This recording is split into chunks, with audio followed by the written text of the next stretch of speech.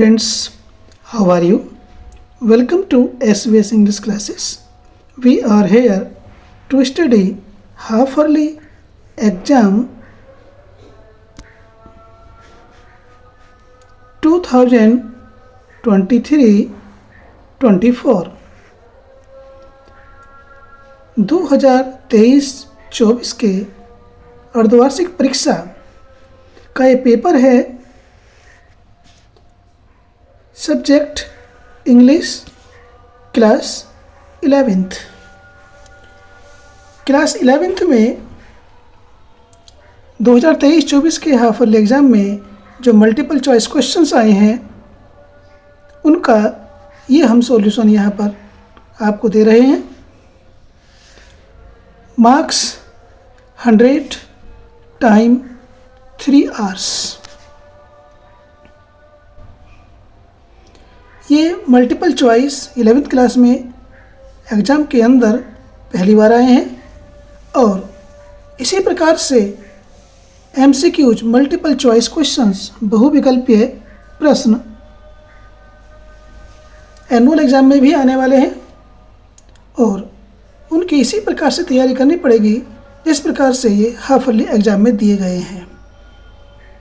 अभी तो सिलेबस कम था, 60% था, लेकिन एनुअल में 100% सिलेबस रहने वाला है, तो इसलिए तैयारी करने का हमें और भी अधिक मौका मिला और उसके लिए पूरे जोरों से तैयारी करने की भी आवश्यकता है।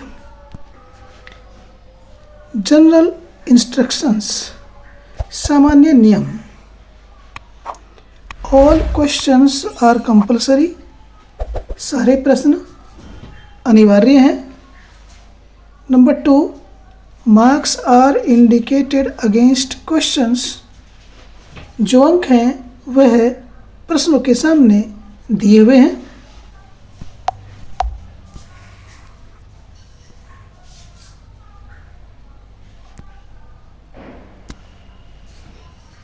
Question number 1, the grandmother used to spend her afternoon, दादी माता अपने अपराह्न दोपहर से बाद के समय को यूज्ड टू स्पेंड व्यतीत किया करती थी, उसे गुजारा करती थी। कैसे समय को व्यतीत करती थी दोपहर से बाद के समय को? और ये क्वेश्चन हमारा the portrait of a lady written by Khushwant Singh, Khushwant Singh के द्वारा लिखित the portrait of a lady नाम का जो लेसन है उससे लिया गया है। खुशवंत सिंह अपनी दादी के बारे में और अपने अर्थात दादी पोते के रिश्ते को किस प्रकार से प्रदर्शित करता है इस लेसन के अंदर राइटर, उससे संबंधित ये MCQs हैं। ए, कुकिंग फूड, भोजन बनाने में। बी, रिसाइटिंग प्रेयर्स, प्रार्थना करने में। सी, स्पिनिंग व्हील, चरखा कातने में। डी, फीडिंग स्पैरोज, गौरैयों को दाना खिलाने में। तो स्टूडेंट्स, जब खुशवंत सिंह की दादी चरखा चलाते चलाते थक जाती थी तो दोपहर के बाद वह आराम करते समय गौरैयों को दाना खिलाती थी, रोटी खिलाती थी, भोजन खिलाती थी। उसी में उसका आराम नहीं होता था। तो सही ऑप्शन है इसका D, feeding sparrows.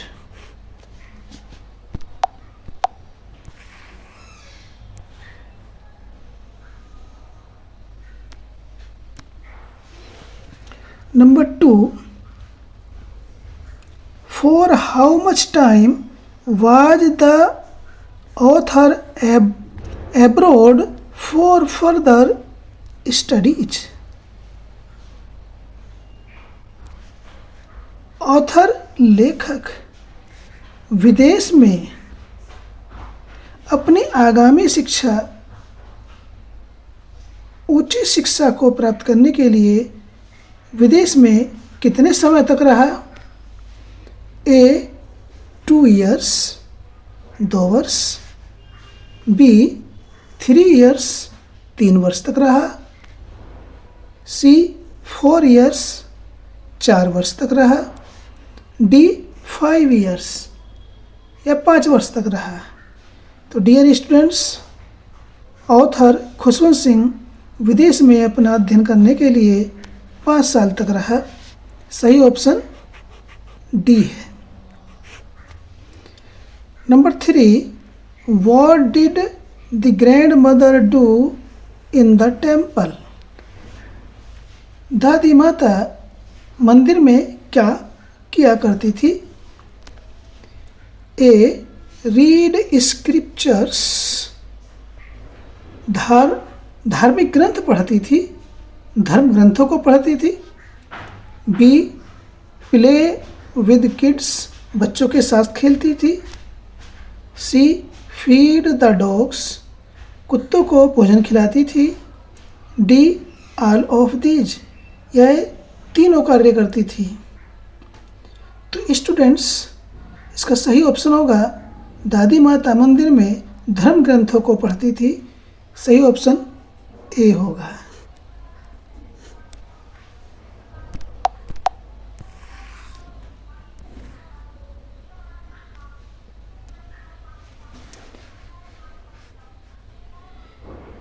Question number 4, the feeling evident in the poem a photograph is of। Photograph नाम की जो पोएम है उसमें स्पष्ट रूप से भावना थी किस चीज़ की? ए रेग्रेट, पछतावे की। B nostalgia,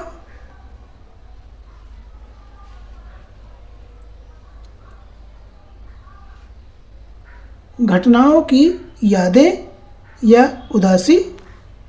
C a joy, आनंद। डी लॉस, हानि। तो इसमें जो फोटोग्राफ नाम की जो पोएम है जिसको शर्ले टॉलसन ने लिखा है, इस पोएम में जो स्पष्ट भावना है वह घटनाओं की यादें। सही ऑप्शन है इसका बी नॉस्टैल्जिया, घटनाओं की यादें या उदासी। Number 5, what was the mood of all 3 girls at the sea? A disheartened, हतोत्साहित या निरुत्साहित। बी एक्सटैटिक, उन्मत्त या अधिक आनंदित, परमानंद।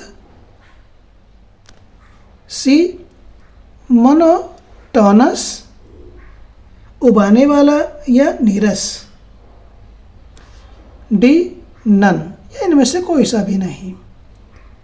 तो डियर स्टूडेंट्स, इसमें जो सही ऑप्शन है यानी कि तीनों समुद्र के तट पर तीनों लड़कियों का जो मन था या चित्तवृत्ति थी, मनोवृत्ति थी, मूड मीन्स मनोवृत्ति या चित्तवृत्ति या मन की दशा कैसी थी? वह अति आनंदित। सही ऑप्शन इसका बी होगा एक्सटैटिक।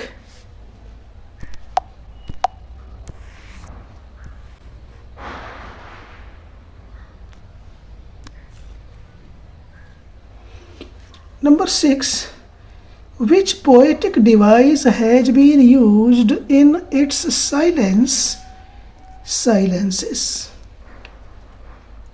Its silences.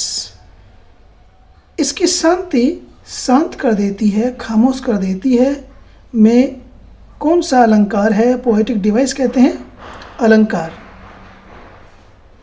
कवित्व, युक्ति अर्थात अलंकार। इट्स साइलेंसेस में कौन सा अलंकार है?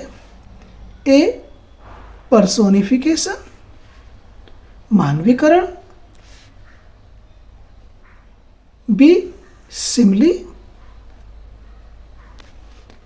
D epithet. डी ऑक्जीमोरॉन, विरोधाभास। तो इसमें सही जो पोएटिक डिवाइस है इट्स साइलेंस, साइलेंसिस में वो है ए है, पर्सोनिफिकेशन।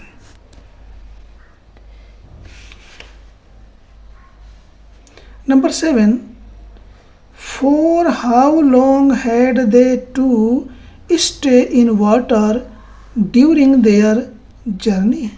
अपनी यात्रा के दौरान उन्हें जल में कितने समय तक रुकना पड़ा?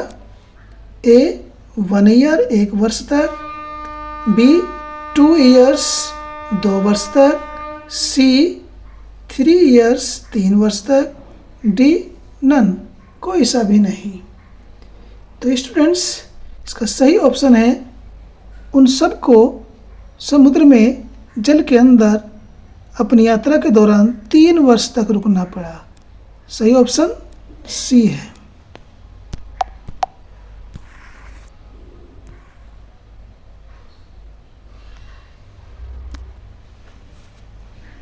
Number 8,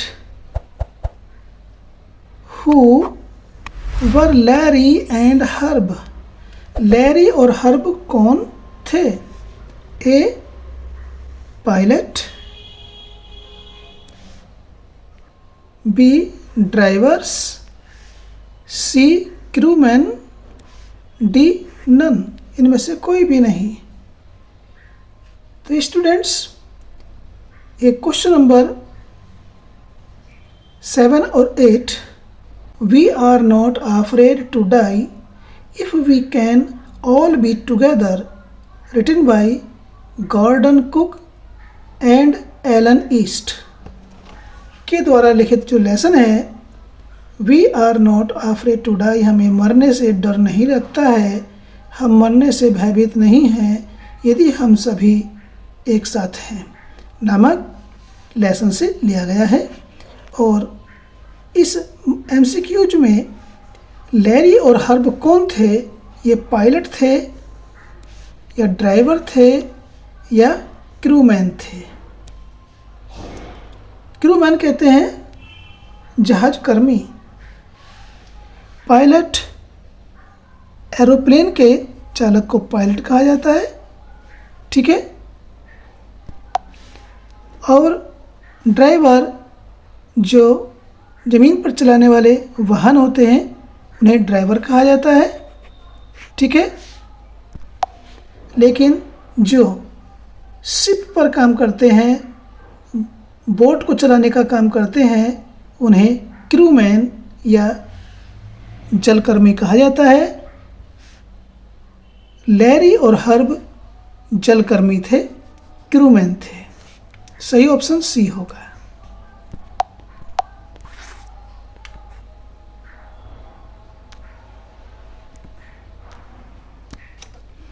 number 9, what is may day call. May day call क्या होती है? ए डिस्ट्रेस कॉल, एक दुख भरी पुकार या बुलावा, बी इमरजेंसी कॉल, संकटकालीन कॉल, सी हेल्प मी सिग्नल, मेरी सहायता करो का संकेत होती है, डी ऑल ऑफ दीज, ये सब। तो स्टूडेंट्स इसका सही ऑप्शन मे डे कॉल क्या होती है? वह ए भी होती है, बी भी और सी भी, इसलिए सही ऑप्शन इसका होगा D, all of these. Number 10, King Tut was murdered at his. King Tut की मृत्यु हुई थी एट हिज, उसकी ए टीन्स, किशोरावस्था में। 13 साल से 19 साल तक की आयु को किशोरावस्था कहा जाता है, इसे टीन्स कहते हैं। इसे 13s, 14s, 15s, तो इसलिए 13 साल से 19 साल तक की आयु के बालकों को टीन्स या किशोरावस्था कहा जाता है। बी एडल्टहुड प्रौढ़ता वयस्कता। ओल्ड एज बुढ़ापा। डी चाइल्डहुड बचपन। तो इसमें सही ऑप्शन होगा किंग टट किशोरावस्था में मार दिया गया था। सही ऑप्शन इसका ए होगा। तो ये क्वेश्चन हमारे डिस्कवरिंग टट दिस सागा कंटिन्यूज और इसके लेखक हैं A.R. विलियम्स। उससे ये मल्टीपल चॉइस क्वेश्चंस लिया गया है। Number 10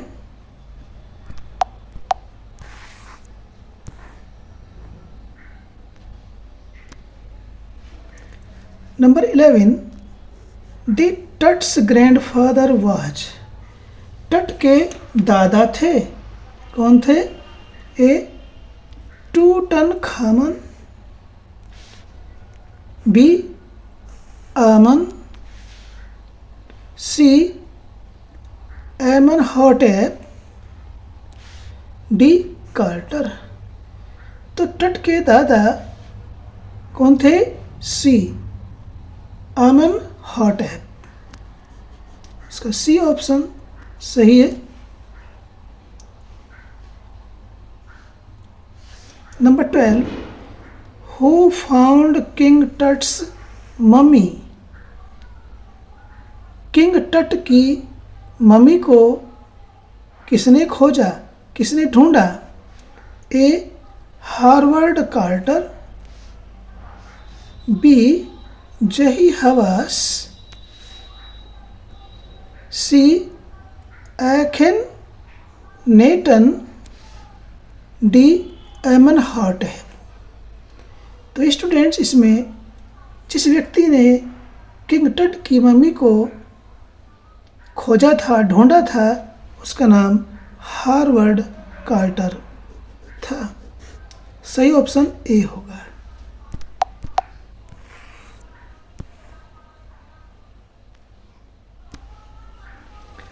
number 13 the bird is described as. ये क्वेश्चन नंबर 13 से ये जो क्वेश्चन है यह है पोएम द लिबर्नम टॉप से लिया गया है। इसके राइटर हैं टेड ह्यूज। पक्षी को यहाँ पक्षी के बारे में वर्णन किया गया है किस रूप में? A fuel for the tree पेड़ के लिए ईंधन के काम के रूप में। B as alert as lizard इतने सावधान जितने की छिपकली होती है, छिपकली के समान सावधान। बी ब्यूटीफुल एज ट्री पेड़ के समान सुंदर। D both a and b. तो स्टूडेंट्स इसका सही ऑप्शन होगा as alert as a lizard. B option सही है। Question number 14 why has the bird come to the tree. वो चिड़िया पेड़ पर क्यों आई है? A to build its nest अपना घोंसला बनाने के लिए। टू फीड हर बेबीज अपने बच्चों को दाना खिलाने के लिए, भोजन खिलाने के लिए। सी टू हाइड हर सेल्फ अपने आप को छिपाने के लिए। डी टू टेक रेस्ट आराम करने के लिए। तो स्टूडेंट्स वह चिड़िया उस पेड़ पर अपने बच्चों को भोजन खिलाने के लिए आई है। सही ऑप्शन इसका होगा b to feed her babies.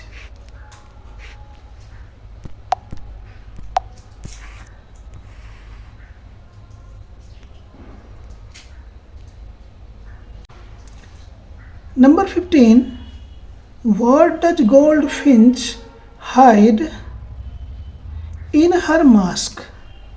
अपने मुखौटे में गोल्डफिंच सोन चिड़िया क्या छिपाती है?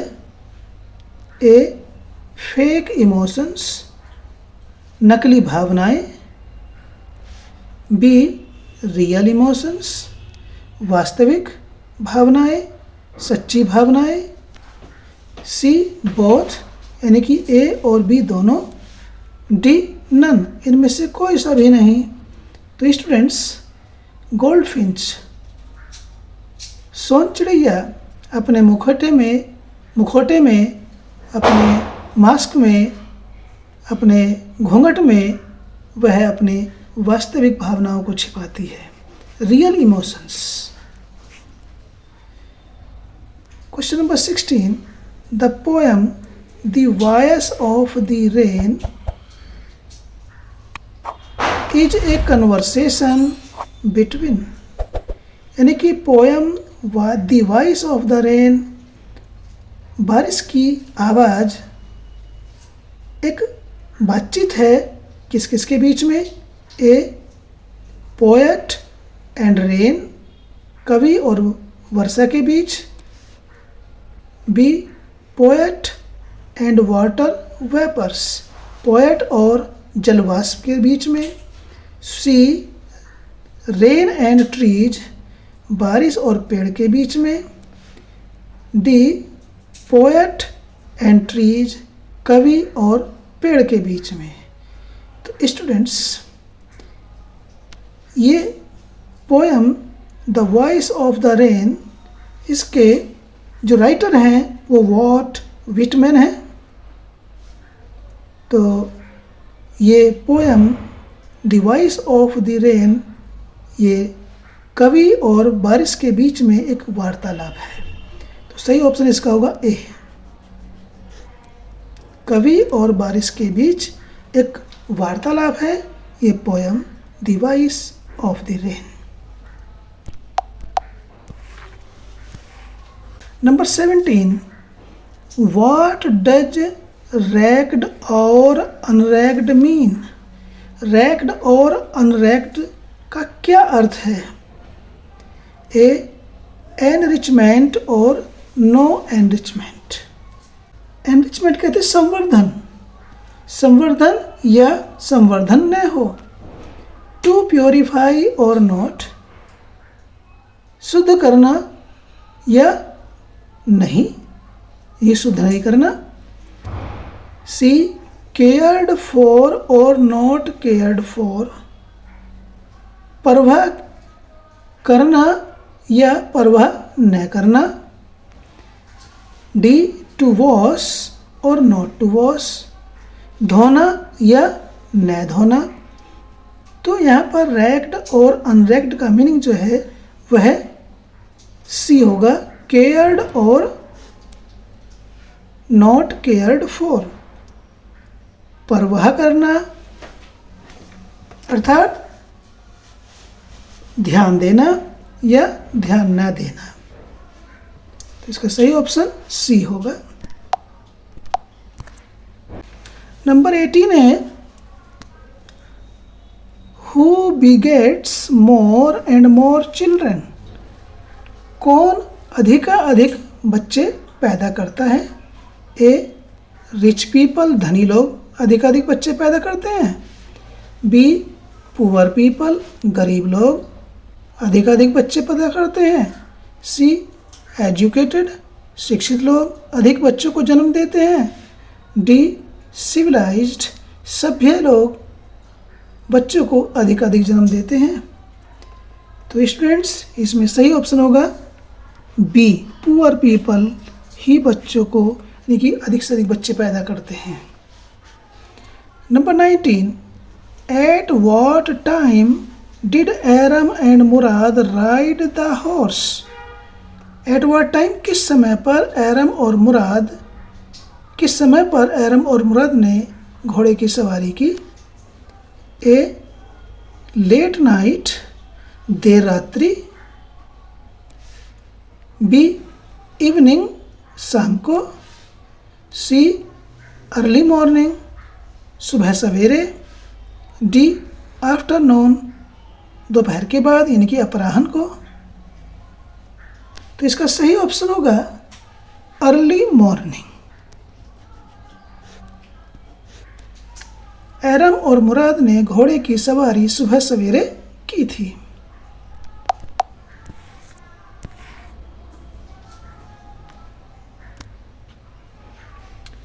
Question number 20, how many times the author visited the given address. दिए हुए पते पर ऑथर लेखक कितनी बार गया। ए वंस एक बार गया, बी ट्वाइस दो बार, सी थ्राइस तीन बार, डी कांट से कह नहीं सकते। तो डियर स्टूडेंट्स, दिए हुए पते पर लेखिका 2 बार गई। सही ऑप्शन इसका बी होगा। तो ये थे मल्टीपल चॉइस क्वेश्चंस जिसका हमने आपको सॉल्यूशन उपलब्ध कराया। आशा करते हैं कि आपको वीडियो अच्छी लगी होगी, और वीडियो अच्छी लगी तो लाइक कीजिए, और चैनल पर पहली बार है चैनल को सब्सक्राइब कीजिए ताकि इसी प्रकार की वीडियो का नोटिफिकेशन आपको मिलता रहे और आपकी स्टडी कंटिन्यू रहे। और हाँ, यदि आपके दोस्त हैं उन्हें भी नहीं मालूम तो उनको भी इसके बारे में बताइए और वीडियो को उनके साथ शेयर कीजिए ताकि वो भी आपकी तरह स्टडी कर सकें। फिर मिलते हैं नई वीडियो के साथ। Till then take care, bye bye.